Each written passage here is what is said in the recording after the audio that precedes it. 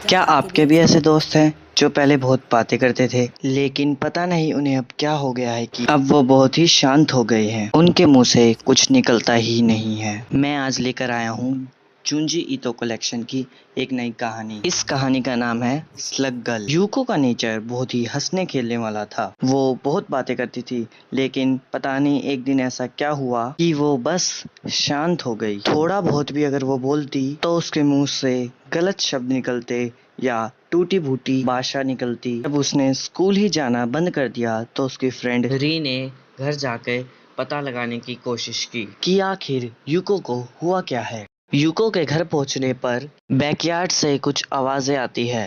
वो देखती है कि यूको के पेरेंट्स बहुत सारे स्लग्स को मार रहे होते हैं।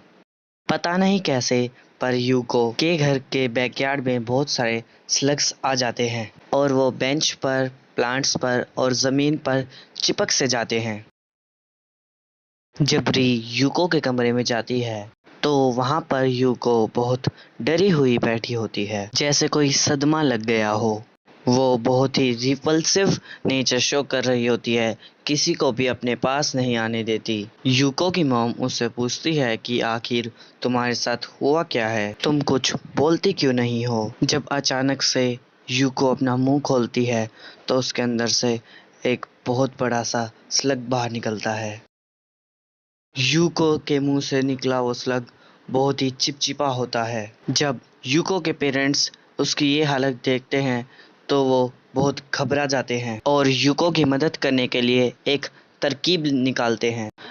यूको के फादर अपने बाथ टब को पूरा नमक से भर देते हैं और यूको से कहते हैं कि तुम इस सॉल्ट के अंदर लेट जाओ और अपना मुंह इसके अंदर जाके खोल दो। नमक की वजह से वो स्लग मर जाएगा। लेकिन पता नहीं क्या होता है, यूको उस नमक के दलदल से बाहर आती ही नहीं है।